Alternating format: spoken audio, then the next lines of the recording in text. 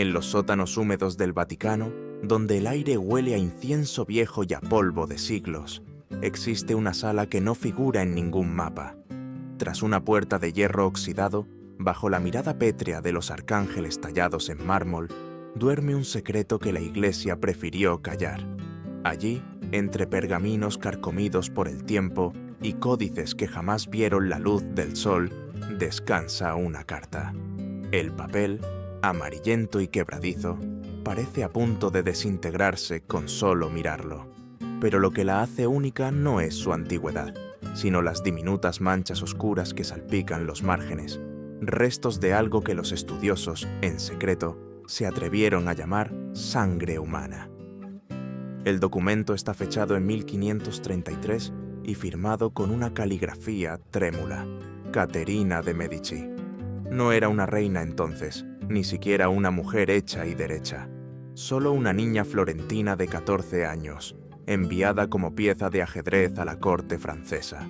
Su matrimonio con Enrique de Orleans debía sellar la alianza entre los Medici y el trono de Francia. Un pacto tan frío como el mármol del altar donde fue bendecido. La política del siglo XVI no se escribía con tinta, sino con carne. Y en esa noche, la carne de una niña se convirtió en instrumento de poder. Los cronistas oficiales hablan de un enlace glorioso: música, desfiles, vino y el Papa Clemente VII bendiciendo la unión de dos grandes casas. Pero la carta encontrada entre los muros del Vaticano cuenta otra historia, una que jamás apareció en los archivos públicos. En ella, Catherine describe la noche en que la historia prometió coronar la reina y, en cambio, la transformó en algo que ningún título podía redimir. Aquella noche, escribe con una tinta casi borrada, no me casé con un hombre, sino con el horror. Los estudiosos que la han leído en secreto dicen que entre las líneas se siente el pulso de un alma que se rompe. No hay lágrimas en el papel, pero las palabras sangran. Catherine narra cómo fue llevada a una cámara donde la esperaban no flores ni velas, sino una multitud de ojos invisibles. Los muros tenían rendijas, los espejos no reflejaban, observaban. Era el comienzo de un rito prohibido, un ritual que siglos después sería llamado la purificación de la extranjera, una práctica arcaica reservada a las reinas venidas de tierras lejanas. En aquella Francia renacentista, la pureza era un código de sangre, una obsesión heredada de los dogmas religiosos y del miedo al contagio moral. El cuerpo de una mujer podía ser un trofeo, una ofrenda o una amenaza. Y Catherine, con su piel toscana y sus ojos oscuros, representaba todo lo que el reino temía y deseaba a la vez. La carta deja entrever que, aquella noche, su cuerpo fue ofrecido a una ceremonia que pretendía limpiarla de sus impurezas italianas. El Vaticano selló el documento con cera negra, símbolo de silencio eterno. Durante siglos, ningún pontífice permitió su lectura, quizás porque sabían que en esas páginas no solo se confesaba una atrocidad, sino también el nacimiento de algo más temible, la mente de una mujer que aprendería a convertir el dolor en poder. En los márgenes, junto a la firma temblorosa, se lee una frase escrita con trazo distinto, como si una mano posterior hubiera añadido una advertencia. El pecado de los hombres engendra las reinas del infierno. Aquella frase, dicen, fue escrita por un archivista anónimo del siglo XVII que tras leer la carta juró no volver a tocar los documentos del ala secreta. Desde entonces, cada cierto tiempo, un susurro recorre los pasillos del Vaticano, que la carta late, que su papel se humedece como si aún respirara. Y así comienza esta historia, con una niña, convertida en símbolo, una boda transformada en ritual, y una carta que jamás debió escribirse. Lo que siguió no fue una vida de reina, sino una lección que Europa pagaría con sangre. Marsella, 25 de octubre de 1533. El puerto huele a vino y a pólvora, Afuera, el pueblo celebra con cantos y antorchas la unión entre Francia y Florencia. Las campanas de Notre-Dame de la Garde repican sin descanso, y el cielo se tiñe del color dorado del ocaso. Nadie imagina que, dentro del palacio, la verdadera ceremonia apenas comienza. Catherine, envuelta en sedas italianas, camina por los pasillos de piedra iluminados por antorchas que chispean como lenguas del infierno. Su corazón late con la inocente ansiedad de una niña que cree en los cuentos de hadas. Le han dicho que esa noche se convertirá en reina, que su deber es sonreír, obedecer y amar. Pero en cada sombra del corredor parece acechar algo que no pertenece al mundo de los vivos. La tradición, contada solo entre los más antiguos nobles franceses, se llama el rito de purificación. No figura en ningún documento oficial. No hay sacerdote ni testigos legales, solo una serie de hombres poderosos que observan desde pasadizos ocultos. Se dice que el rito nació durante la Edad Media, cuando los reyes temían que la sangre extranjera corrompiera su linaje. La purificación era, en realidad, una humillación ritual, una forma de quebrar el espíritu de la esposa antes de coronarla. En el centro de la cámara, Enrique de Orleans, apenas un muchacho de 15 años, la espera. Su rostro es bello y vacío, como una máscara tallada por otros. Detrás de esa máscara, el verdadero poder tiene nombre. Diane de Poitiers, su amante de 34 años, la mujer que dirige la escena desde las sombras. Todo lo que ocurrirá esa noche fue planeado por ella. Cada palabra, cada gesto, cada herida. Cuando Catherine cruza el umbral, el silencio se vuelve una bestia viva. Los ojos ocultos detrás de los muros la observan como si fuera un sacrificio. Enrique la saluda con un beso frío, casi mecánico. La música del banquete aún resuena en la distancia, pero aquí dentro solo se escuchan los pasos, la respiración contenida, el sonido del metal rozando la seda. La joven cree que el miedo pasará pronto. No entiende que lo que está por comenzar no es una noche de amor, sino una iniciación en el abismo. Las primeras caricias son una trampa, un juego cruel para engañar su inocencia. Luego viene el dolor. Los gritos de Catherine, en italiano, se mezclan con las risas sofocadas de los testigos. Nadie interviene. Para ellos, aquello no es una violación, sino una tradición. Cada lágrima derramada se considera parte del rito, una limpieza simbólica del alma extranjera. Pero algo se rompe dentro de ella. Los capilares de sus ojos revientan y la sangre se mezcla con las lágrimas. Los médicos del futuro lo llamarían hemolacria. 3 veces pierde el conocimiento. 3 veces el médico de la corte la reanima. 3 veces el infierno se abre ante ella. Y cada vez que despierta, las sombras parecen acercarse más, como buitres que esperan su turno. Cuando finalmente llega el amanecer, la niña florentina ya no existe. En su lugar yace una joven mujer con la mirada vacía y los labios apretados, que ha comprendido un secreto antiguo, que el poder nace de la humillación y que el silencio puede ser más letal que cualquier espada. Diane, satisfecha, ordena limpiar la habitación. Enrique, agotado y confundido, se retira sin una palabra. Los nobles abandonan los pasadizos ocultos, convencidos de haber presenciado una vieja costumbre restaurada. Nadie imagina que en ese instante una nueva reina acaba de ser forjada, no en oro ni en amor, sino en fuego y sangre. Mientras el sol se eleva sobre Marsella, Catherine se sienta frente a una ventana y observa cómo la luz baña el mar. En sus ojos ya no hay lágrimas, solo un reflejo helado, casi metálico. Dentro de su mente, una frase se repite como un juramento silencioso. Recordaré cada rostro. Aquella noche que debía ser el comienzo de una vida, se convirtió en el nacimiento de algo mucho más oscuro. La semilla de una venganza que tardaría décadas en germinar. El palacio de Marsella despertó entre perfumes de incienso y vino derramado. Los criados limpiaban los restos de la fiesta mientras los músicos, exhaustos, dormían junto a sus instrumentos. Nadie preguntó por la joven duquesa, porque en la corte los silencios pesan más que las palabras. Catherine permanecía en su habitación, inmóvil sobre las sábanas manchadas. El dolor físico era apenas una sombra comparado con la herida invisible que ardía dentro de ella. Afuera, las campanas anunciaban un nuevo día. Dentro, el aire olía a cera derretida y a metal.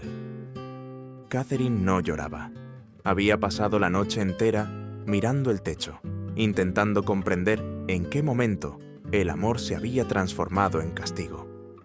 Había escuchado hablar de las bodas reales, de los pactos bendecidos por Dios, pero en esa cama solo sintió la presencia del diablo disfrazado de tradición. Las doncellas entraron al amanecer. Una de ellas, una mujer mayor, intentó cubrirla con un manto. Vio los ojos de la joven, rojos, enrojecidos, casi negros, y apartó la mirada. Sabía que algo terrible había ocurrido, pero en la corte francesa no se hablaba de lo prohibido.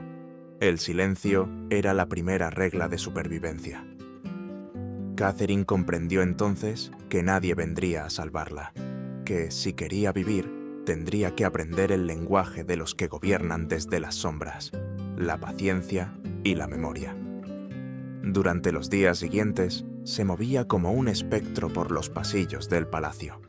Los cortesanos la observaban con una mezcla de curiosidad y desdén. Algunos reían a escondidas, otros fingían compasión.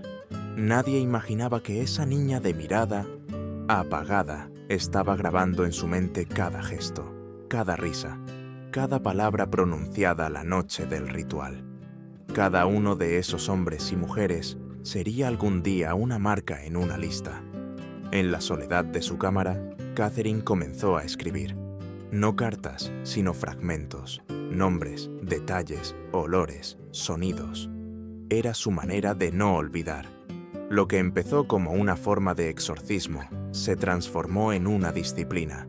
La escritura se volvió su refugio, su confesionario y, más adelante, su arma. A través de esas líneas, la niña encontró un modo de sobrevivir a la vergüenza. Esa misma semana, el Papa envió un mensaje de felicitación al rey de Francia. En Roma, los cronistas escribieron que la unión entre las dos casas era un triunfo divino. Nadie mencionó la ceremonia de purificación. La historia, como siempre, fue escrita por los vencedores. Catherine, sin embargo, comenzó a entender el precio de los pactos entre reinos, el cuerpo de una mujer convertida en moneda de cambio. Al caer la tarde, se miró en el espejo. La superficie de cristal devolvió una imagen que no reconocía. Una joven pálida, de labios tensos, con la mirada endurecida.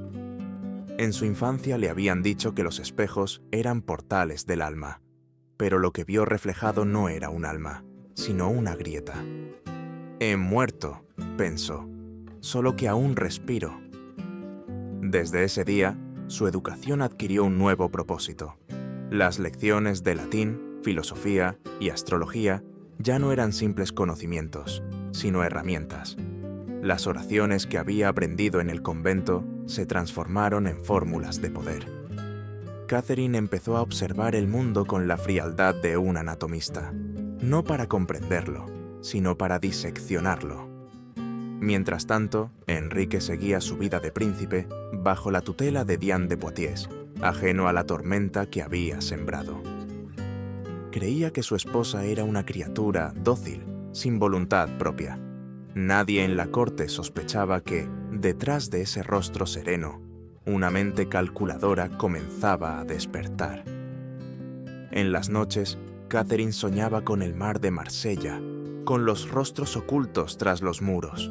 En esos sueños, cada uno de ellos caía uno por uno, como figuras de ajedrez derribadas por una mano invisible. Despertaba sudando, pero con una sensación de claridad helada. La niña había muerto. En su lugar empezaba a nacer una estratega.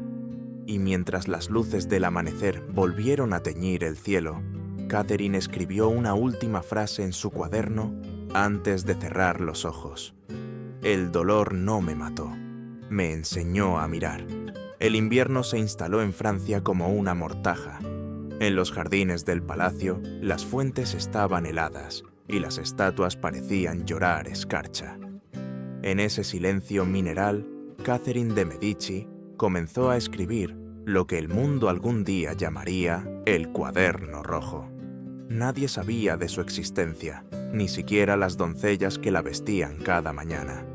Era un pequeño libro encuadernado en cuero florentino, escondido bajo el suelo de su habitación. En él, Catherine anotaba con letra minúscula los nombres de los 23 nobles que habían presenciado su humillación, y junto a cada nombre, un detalle, una sonrisa, una palabra, un gesto. No era un diario, era un registro judicial escrito por una víctima que había decidido ser su propio juez y verdugo. Pero Catherine no era una asesina todavía, era una estudiosa. En el convento de Santa Lucía, donde había pasado su infancia, las monjas le habían enseñado latín, historia y los fundamentos de la alquimia. Allí aprendió que todo elemento podía transformarse, el agua en vapor, el dolor en conocimiento, la inocencia en poder. Recordó las lecciones de su tía, una mujer enigmática que cultivaba hierbas medicinales y hablaba de los venenos como si fueran plegarias invertidas. El límite entre curar y matar está en la dosis, le decía, y el que domina la dosis, domina la vida. Catherine comprendió que su educación, hasta entonces símbolo de refinamiento, se había convertido en un arsenal. En los pasillos del palacio, comenzó a frecuentar a los boticarios y herbolarios. Observaba cómo molían raíces, cómo destilaban esencias, cómo el perfume podía ser un arma. A veces pedía mezclas para aliviar la fiebre de alguna doncella, otras para perfumar los guantes del rey. Siempre con una sonrisa, siempre con discreción. Nadie sospechaba que detrás de su mirada tranquila se gestaba un laboratorio de venganza. En las noches, iluminada solo por la luz de una vela, mezclaba pequeños frascos y probaba proporciones. Algunas veces los experimentos fallaban y el aire se llenaba de un olor agrio, casi metálico. Pero ella no desistía. El dolor la había vuelto paciente, metódica. Entendía que el castigo debía ser tan perfecto como la ofensa. El veneno, escribía en su diario, no es un arma, sino un lenguaje. Con él se responde lo que las palabras no pueden decir. Mientras tanto, en la corte, su reputación comenzaba a cambiar. Ya no la llamaban la italiana muda, sino la duquesa prudente.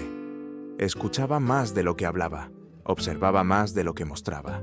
Su silencio empezó a inspirar respeto, incluso temor.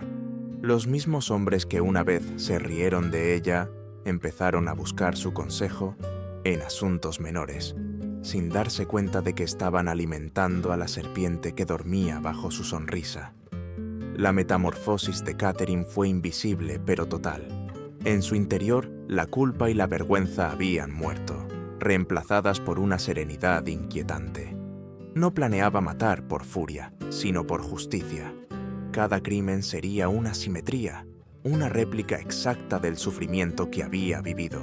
Si ella había sangrado 3 veces en una noche, cada culpable sufriría 3 veces antes de morir. Si su dolor había sido público, su venganza sería invisible. Una noche, mientras el viento del sur golpeaba las ventanas, escribió en el margen de su cuaderno: el veneno es paciencia líquida. La justicia, cuando se destila, tiene el color del vino. A partir de ese momento, el diario dejó de ser solo una lista. Se convirtió en un mapa, un tejido de conexiones, de favores, de debilidades humanas. Catherine no era solo una mujer herida, era una estratega que entendía la política del alma. Sabía que cada persona tiene un punto de quiebre, la ambición, el miedo, el deseo. Aprender a reconocerlo era su nueva religión. Los siglos dirían que Catherine de Medici fue la reina negra, la que envenenó a media Francia. Pero en ese punto de la historia, ella no era aún reina ni asesina. Era una niña que había descubierto que el conocimiento, si se mezcla con el rencor, puede convertirse en el más puro de los venenos.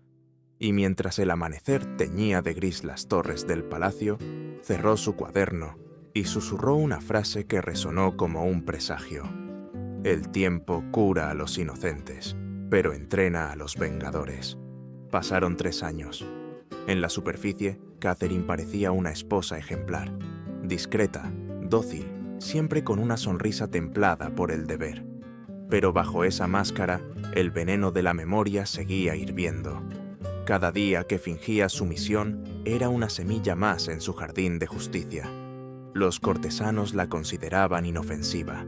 El rey, distraído por su amante Diane de Poitiers, apenas recordaba que existía, y esa invisibilidad fue su mejor escudo. El primer nombre de su lista era Jean de Montmorency, un noble arrogante que aquella noche se había reído mientras ella suplicaba clemencia. Catherine recordaba con precisión el brillo de su copa, el movimiento lento con que bebía el vino mientras su desgracia se consumaba. En el diario, junto a su nombre, había escrito una sola palabra: risa. Durante meses, lo estudió sin levantar sospechas. Sabía a qué horas comía, qué vinos prefería, quién preparaba su comida. Lo invitó a una cacería en los bosques de Fontainebleau, sonriendo con la cortesía de una amiga.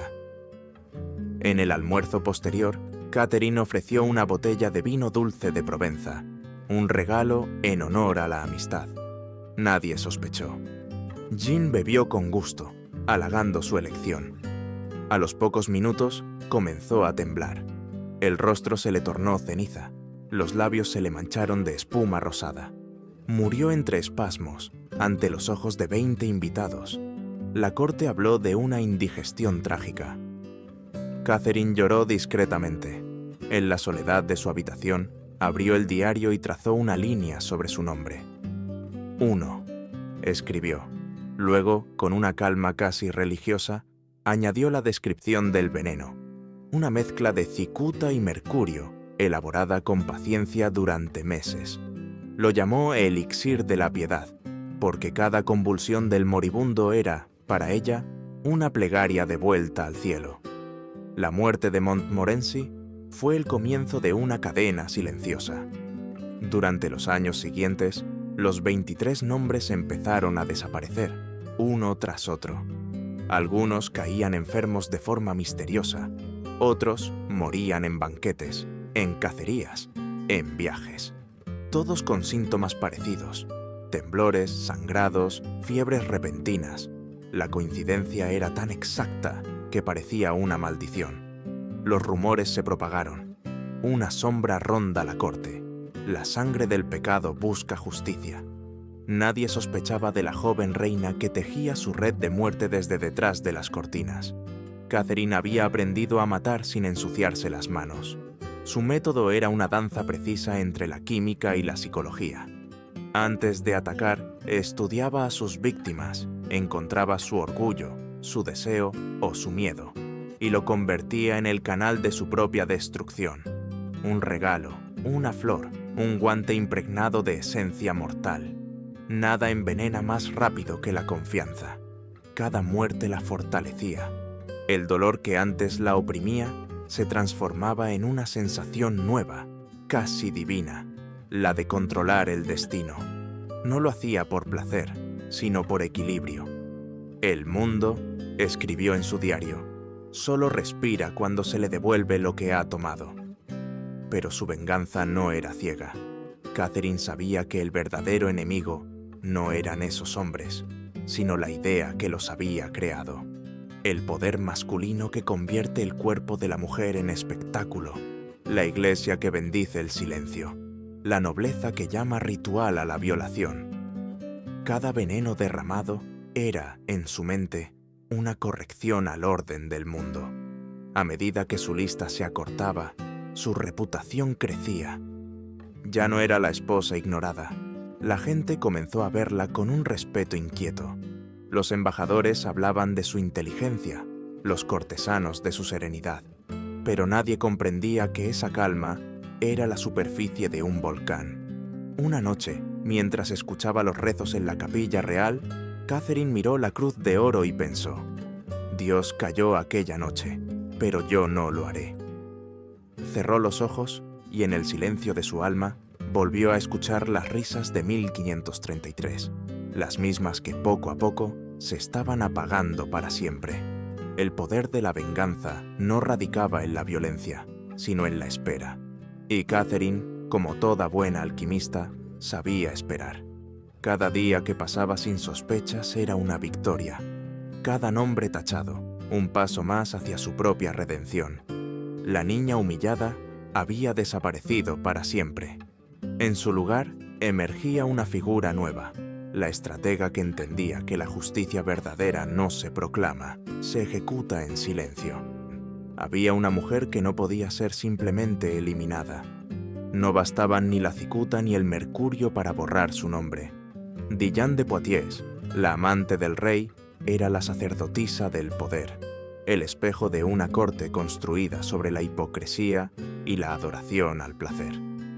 Fue ella quien dirigió la noche de la purificación, la que convirtió el matrimonio de Catherine en un espectáculo. Diane no había sido una simple testigo, había sido la arquitecta de su humillación. Catherine lo sabía desde el principio. En su diario, el nombre de Diane no estaba escrito con tinta negra, sino con oro. No porque la perdonara, sino porque su caída debía ser majestuosa. La venganza contra Diane no sería rápida ni evidente. Sería una sinfonía de degradación lenta, tan refinada que ni los ángeles podrían distinguir si era justicia o arte. En la superficie, ambas mujeres parecían reconciliadas. Diane la llamaba mi querida hija y le enseñaba a comportarse en la corte, a caminar con gracia, a mirar sin hablar. Catherine respondía con sonrisas suaves, obediencia medida, gratitud fingida. Juntas asistían a banquetes, compartían secretos y risas. Pero tras cada gesto amable, Catherine medía los latidos de su enemiga, observando su piel, sus hábitos, los alimentos que prefería, los perfumes que usaba. El veneno no comenzaría en la copa, sino en la rutina. Diane era una mujer de hierro bajo apariencia de seda. Su belleza, conservada más allá de los 50 años, era objeto de devoción. Los cortesanos decían que se bañaba en oro líquido, que bebía elixires de juventud preparados por alquimistas italianos. Catherine comenzó a enviarle obsequios, aceites, cremas, vinos fortificados, todo acompañado de notas afectuosas. Los mismos frascos que Diane consideraba un signo de cariño eran en realidad dosis microscópicas de su perdición. Los efectos fueron sutiles al principio. Diane empezó a sentir una fatiga inexplicable, un dolor leve en las articulaciones, lapsos de memoria. Su piel perdió brillo, su cabello comenzó a quebrarse. Los médicos de la corte hablaron de melancolía femenina, un diagnóstico conveniente para todo lo que no entendían. Catherine, mientras tanto, permanecía a su lado, ofreciendo palabras de consuelo y oraciones por su salud. El proceso se prolongó durante años. Día tras día, la energía de Diane se desvanecía como un perfume caro bajo el sol. En los banquetes, su voz comenzó a temblar. En los paseos, necesitaba apoyo. Catherine la observaba siempre con una mezcla de ternura y crueldad, como una madre que contempla a su criatura enferma. «No quiero que muera rápido», escribió en su diario. «Quiero que comprenda lo que significa marchitarse». La corte no sospechó nada. La amante del rey envejecía, decían, como envejecen los mortales. Solo Catherine sabía la verdad. La eternidad de Diane se estaba descomponiendo desde dentro. Cada gota de vino, cada loción perfumada, llevaba la huella invisible de su alquimia. El cuerpo de la mujer que había destruido su infancia se convertía lentamente en su propio laboratorio. Una noche de invierno, Diane confesó a Catherine que temía la cercanía de la muerte. «Rezo cada noche, dijo, pero Dios no responde. Catherine le tomó la mano y le sonrió. Tal vez ya te ha respondido, solo que no en el idioma que esperabas. Pasaron los meses y la enfermedad terminó por consumirla. Los médicos hablaron de debilidad natural. El rey lloró brevemente. Catherine, vestida de negro, organizó un funeral impecable. Nadie notó que, al dejar una rosa blanca sobre el féretro, sus dedos manchados de guantes oscuros dibujaron un pequeño símbolo invisible. 3 círculos entrelazados atravesados por una línea vertical. El mismo signo que algún día aparecería en la tumba del rey. En su diario, esa noche, escribió una sola frase. El amor se pudre más lento que la carne, pero también termina por oler. El palacio siguió con su ritmo habitual. Los banquetes, los juegos, las intrigas. Solo una cosa había cambiado. El aire parecía más pesado, como si la muerte misma se hubiera sentado a cenar junto a los nobles. Catherine, sin embargo, dormía tranquila. Diana había sido la prueba suprema, el sacrificio que la convirtió definitivamente en dueña de sí misma. La niña humillada ya no existía. En su lugar reinaba una mujer que había aprendido a dictar las leyes del dolor. Y en el fondo de su alma, mientras el viento golpeaba las ventanas del Louvre, una voz susurró: «Ahora empieza el verdadero reino». La muerte de Diane no trajo paz, sino un silencio más denso. Catherine ya no era la esposa relegada ni la extranjera observada con desprecio. Había aprendido a moverse en la corte como una sombra que nadie podía atrapar. Los rumores sobre su influencia comenzaron a multiplicarse. Decían que sabía cosas que nadie debería saber. Las debilidades de los ministros, los amores secretos de las damas, los pecados confesados en voz baja por los sacerdotes del palacio. Su inteligencia era su veneno más sutil.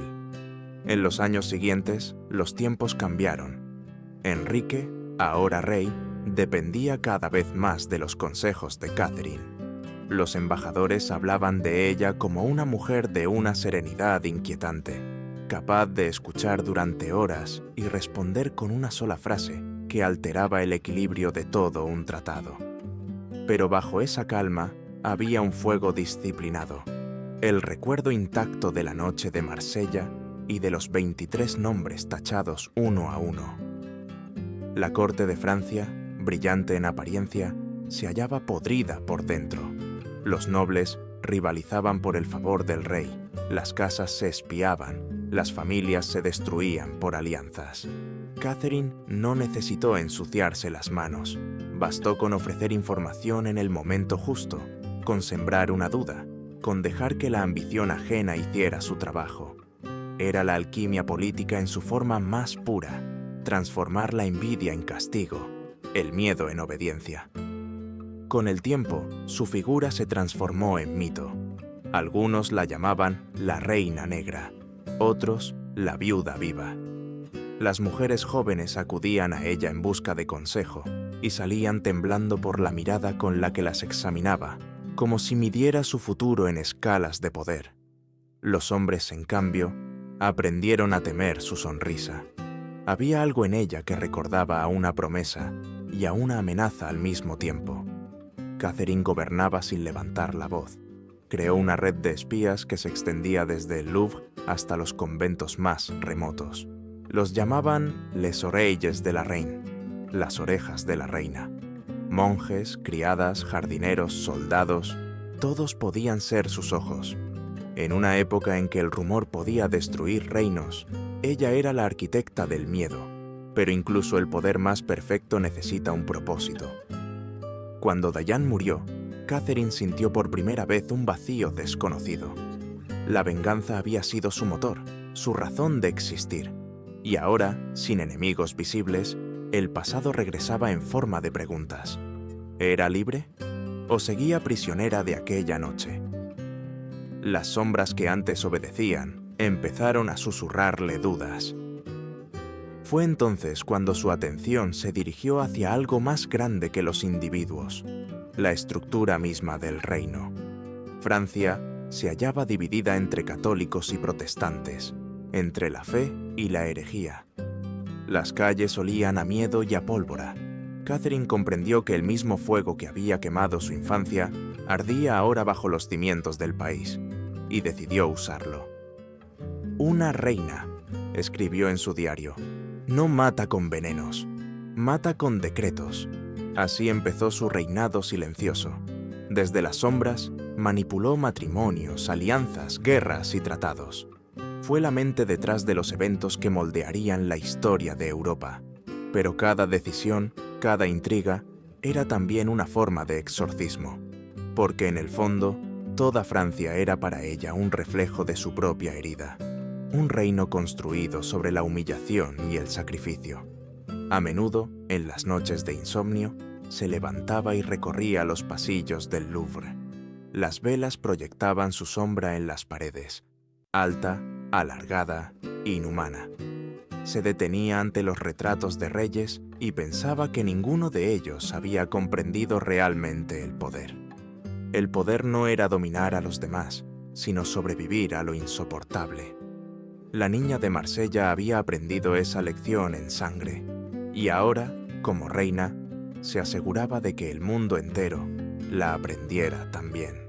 París, julio de 1509. La ciudad celebraba un tratado de paz con España, y el aire olía a vino, sudor y polvo de verano. En la gran plaza frente al Hotel des Tournelles se había levantado una tribuna para el torneo real. Miles de curiosos acudieron a ver al rey Enrique II demostrar su destreza en la justa, mientras la reina, envuelta en un velo negro, observaba desde el balcón. Nadie lo sabía, pero aquella sería la última vez que el monarca cabalgaría bajo el sol. Catherine contemplaba la escena con la serenidad de una estatua. Los años la habían vuelto impenetrable, pero dentro de ella el pasado seguía respirando, paciente. Allí, ante sus ojos, estaba el hombre que había consumado su ruina y su destino. El mismo que, 20 años atrás, la había ofrecido a la risa de los poderosos. En su pecho no quedaba amor ni odio, solo la fría certeza de que todo debía cerrarse donde había comenzado, en la sangre. El capitán Gabriel de Montgomery, uno de los mejores jinetes del reino, se preparaba para el duelo. Enrique, confiado, sonreía tras el yelmo. Catherine, desde las alturas, inclinó la cabeza y entrelazó los dedos. Los cronistas dirían más tarde que rezaba.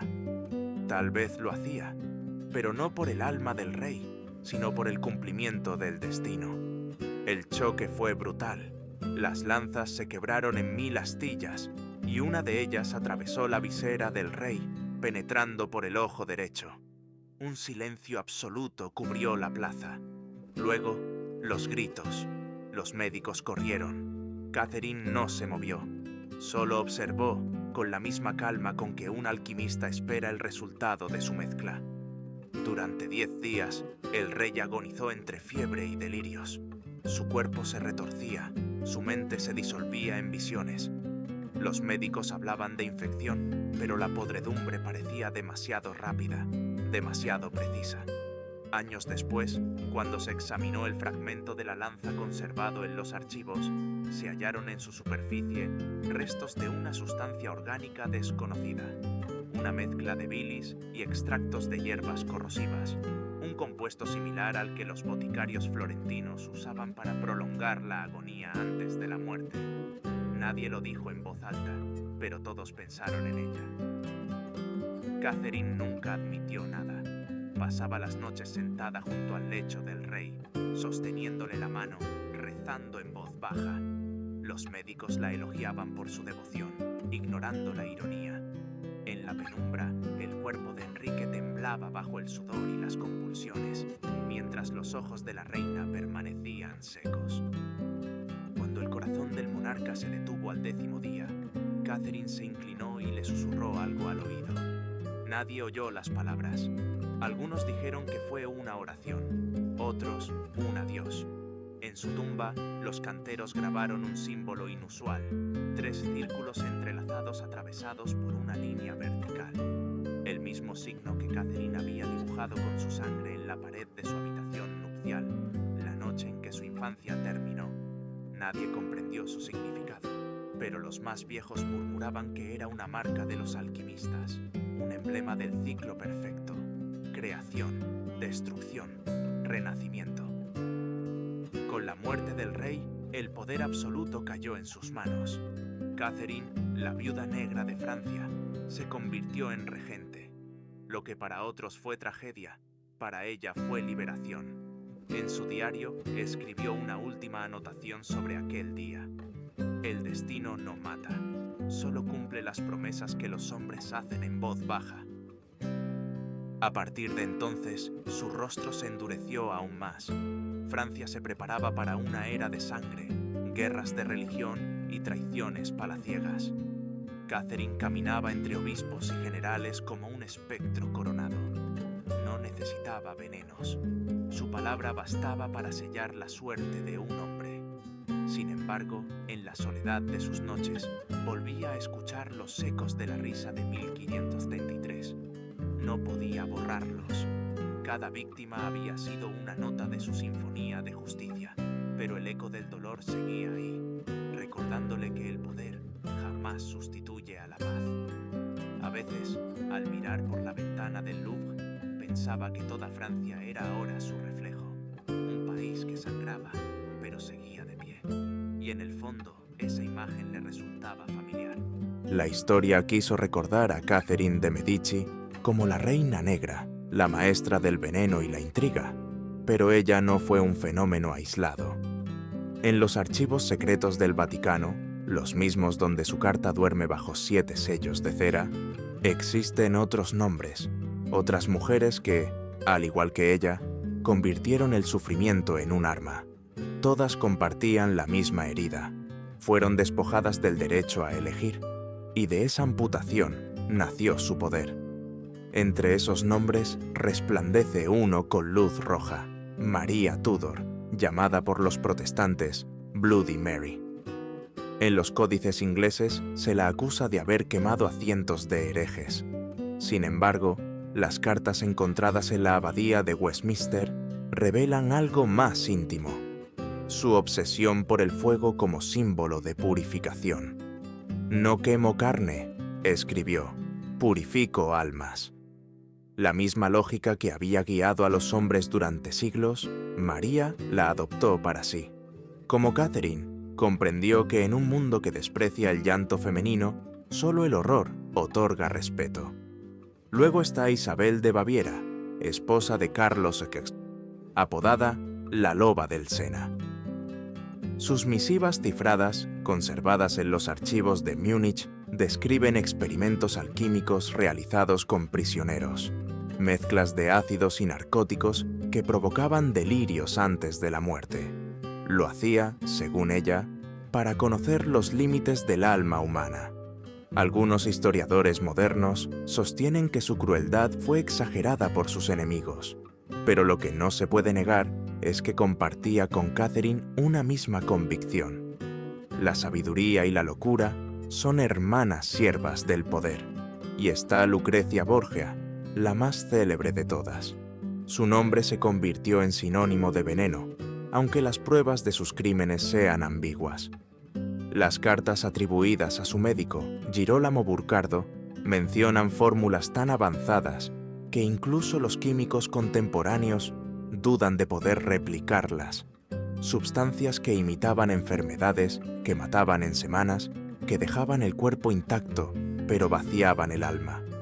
Lucrecia aprendió a sobrevivir en un entorno donde la traición era ley, igual que Catherine en Francia. Ambas transformaron el miedo en precisión, la obediencia en ciencia. ¿Qué une a todas estas mujeres? La respuesta está en lo que la historia calla: el patriarcado disfrazado de fe, la política erigida sobre sus cuerpos. Cuando los hombres asesinan, los llaman héroes o reyes. Cuando una mujer responde, la llaman bruja. Catherine entendió que la diferencia no estaba en el acto, sino en quién escribe los libros. En sus últimos años, la reina reflexionaba sobre esas semejanzas. Mantenía correspondencia con alquimistas, astrólogos y cronistas. Quería comprender si su destino había sido elegido por ella o impuesto por una fuerza más antigua. Algunos dicen que creía en un principio femenino del universo, una energía capaz de crear y destruir, y que su sed de justicia era parte de ese equilibrio. Nosotras, habría dicho, somos las manos de la sombra divina. Pero detrás de esa mística también había una verdad más humana. Catherine nunca dejó de ser la niña de 14 años que sangró en Marsella. Todo su reinado, sus venenos, sus guerras, no fueron más que un intento de dominar aquel recuerdo. En su diario, poco antes de morir, escribió una frase que los sacerdotes prohibieron reproducir. Si Dios es hombre, entonces la venganza fue mi oración. Hoy, siglos después, las historiadoras debaten si Catherine fue una asesina o una víctima de su tiempo. Algunos la pintan como un monstruo, otros como una visionaria que comprendió antes que nadie la naturaleza corrupta del poder. Pero quizás sea ambas cosas.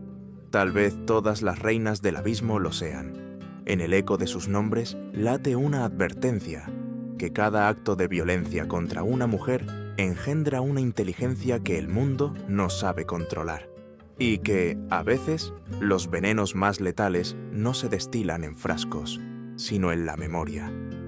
El tiempo pasó, pero las sombras de esas reinas continúan respirando en los márgenes de los archivos, en los cuadros que las representan con ojos vacíos, en los libros que las reducen a caricaturas. Y mientras haya injusticia, su historia seguirá repitiéndose bajo nuevos nombres. Dicen que, en sus últimos años, Catherine caminaba sola por los jardines del Louvre al amanecer. La niebla cubría las estatuas y su silueta se confundía con las sombras. Llevaba siempre el mismo libro bajo el brazo, un cuaderno encuadernado en cuero rojo. Los sirvientes creían que era un misal, pero en realidad era su diario, aquel que había empezado en Marsella más de 40 años atrás. En sus páginas se mezclaban plegarias, fórmulas y confesiones.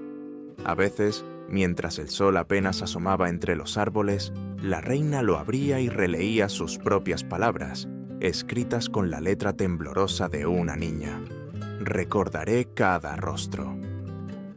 Había cumplido su promesa, pero ¿a qué precio?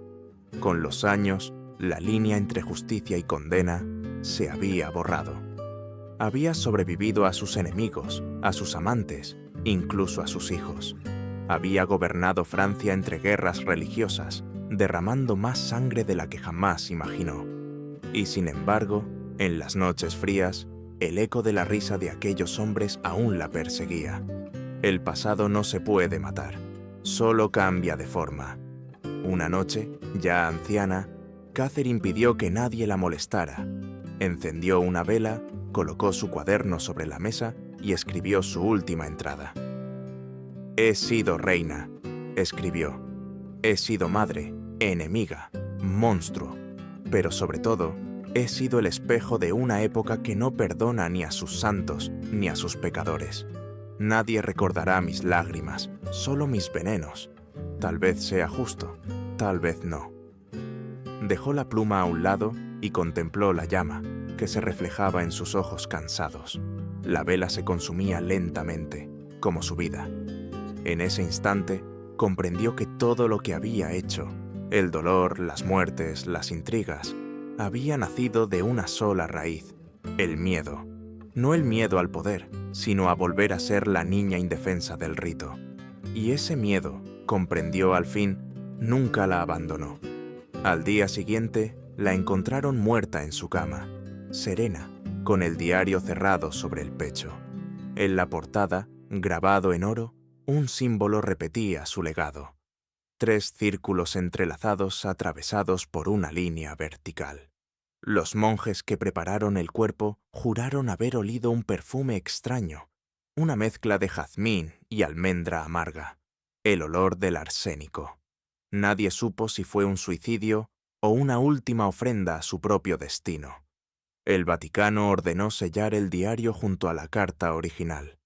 Lo encerraron en los archivos secretos, donde permanece hasta hoy, custodiado por la promesa del silencio.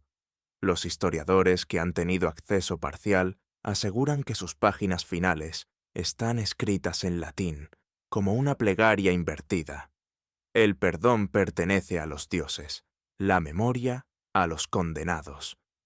Quizás sea mejor que esas palabras no salgan nunca a la luz, porque algunas verdades no se revelan sin un precio. La historia de Catherine no es solo la de una reina envenenadora, sino la de una época entera que devoró a sus hijas y las llamó monstruos por sobrevivir. Y así termina este relato, con una pregunta que sigue sin respuesta. ¿Fue la venganza su redención o su condena? El mármol de su tumba no responde, pero en las noches de luna, los vigilantes del castillo de Blois aseguran escuchar un susurro entre los corredores, el sonido leve de una pluma que escribe sobre papel, como si alguien siguiera anotando nombres en la oscuridad. Algunos secretos, dicen, no mueren, solo esperan.